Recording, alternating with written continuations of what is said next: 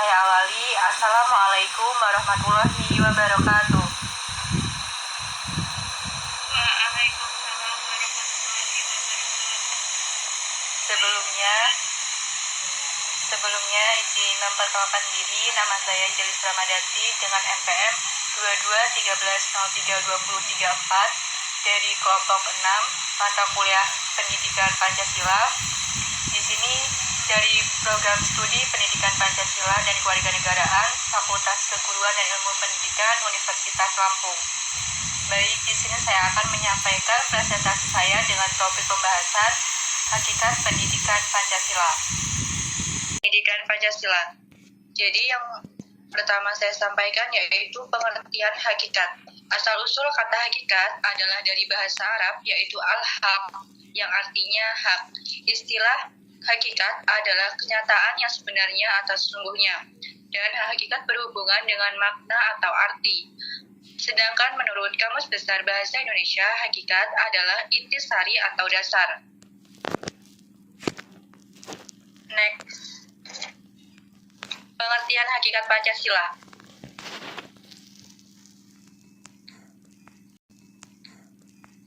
Pengertian hakikat Pancasila adalah sesuatu yang terkandung dalam nilai-nilai yang terdapat pada Pancasila yang harus dijadikan sebab sehingga dijadikan sebagai dasar negara. Menurut Noto Negoro, hakikat atau substansi dibagi menjadi 3 macam, yaitu yang pertama, hakikat abstrak, atau yang disebut hakikat jenis atau hakikat umum, yang memiliki unsur-unsur yang sama, tetap, dan tidak berubah.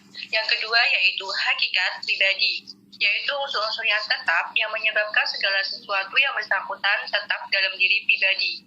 Yang ketiga, hakikat konkret, yaitu yang secara nyata dan jelas.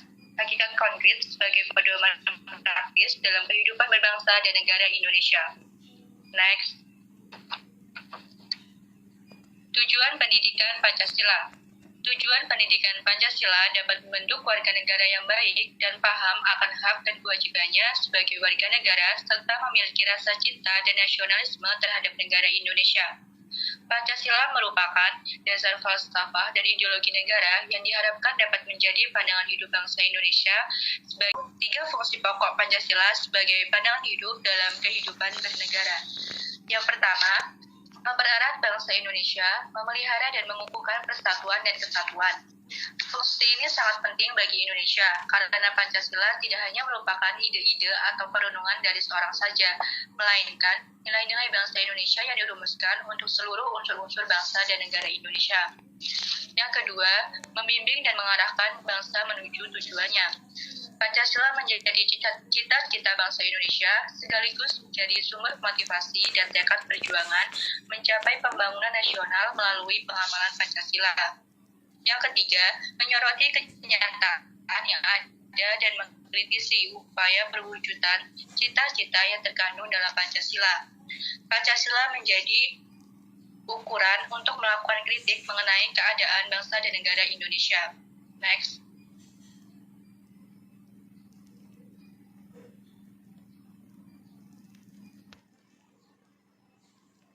Contoh kasus atau masalah yang tidak sesuai dengan nilai-nilai Pancasila. Di sini saya mengambil contoh yaitu kasus bully siswa SMP di Kota Malang dengan inisial korban yaitu MS berumur 13 tahun, seorang siswa kelas 7 SMP. Bahkan 2 ruas jari tengah MS terpaksa menangis akibat syok usai jarinya diamputasi. Polresta Malang pun menaikkan status dari penyelidikan menjadi penyidikan. 15 orang saksi diperiksa dalam kasus ini. Kapolresta Malang Kota Kombes Leonardus Mata mengungkapkan, MS telah diangkat beramai-ramai, kemudian tubuh MS dibanting ke lantai paving. Diangkat beramai-ramai begitu, terus dibanting ke paving dalam kondisi terlentang, kata Leonardus. Aksi itu dilakukan saat jam istirahat seorang sekolah oleh teman-temannya. MS juga pernah dibanting ke pohon dengan cara yang sama, kedua posisinya juga sama, tapi dibanting ke pohon kecil, ungkapnya. Mengaku hanya bercanda, 7 orang siswa rekan MS terancam hukuman pidana. Kasus bullying ini bertentangan dengan Sila kedua Pancasila yaitu karena hak dan martabat seseorang tidak dihargai, di mana seorang individu diperlakukan tidak setara karena individu lain menganggap dirinya lebih baik dalam segi tertentu. Individu tersebut bersikap sewenang-wenang dan tidak adanya perilaku saling mengasihi antar sesama. Next. Solusi dari permasalahan ini yaitu yang pertama adalah memberikan dukungan kepada korban bullying. Karena korban bullying biasanya merasakan ketakutan dan kecemasan berada di lingkungan di mana ia mengalami bullying. Di sini saya akan bertanya pada Jelis, bagaimana implementasi penerapan nilai-nilai Pancasila di perguruan tinggi?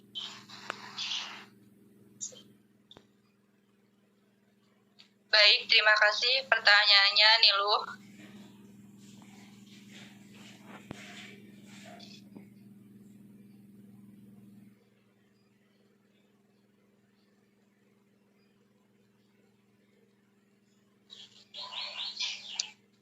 Jadi untuk wujud implementasi Pancasila dalam di lingkungan perguruan tinggi ataupun di lingkungan kampus, yaitu yang pertama, implementasi sila pertama yaitu ditunjukkan dari tindakan nyata seperti menghormati kegiatan ibadah dari pemeluk agama sesama anggota kampus. Dan yang kedua, implementasi sila kedua yaitu yang dapat dilakukan menghindari perilaku bullying. Dan yang ketiga itu implementasi sila ketiga, tindakan nyatanya yaitu mengadakan kegiatan positif dalam memelihara persatuan dan kesatuan seperti webinar bela negara dan kegiatan gotong royong. Implementasi sila keempat yaitu mengadakan rapat organisasi dan membuat dialog terbuka antara dosen dan mahasiswa mengenai program-program kampus.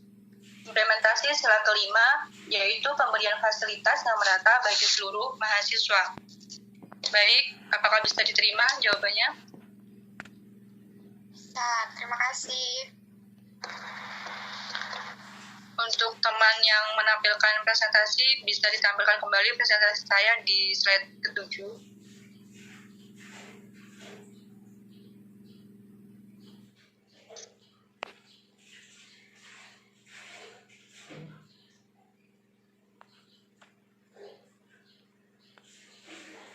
Jadi untuk kesimpulan dari masalah bullying ini merupakan tindakan yang disengaja maupun tidak disengaja, tetapi dengan jelas menyebabkan ketidaknyamanan, penghinaan, kerugian, kejahatan, dan penderitaan bagi korban yang dapat menyebabkan lingkungan bekerja yang tidak menyenangkan, di mana korban sama sekali tidak menginginkan perlakuan tersebut.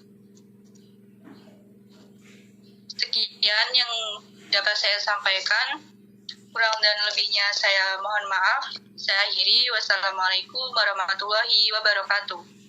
Waalaikumsalam warahmatullahi wabarakatuh.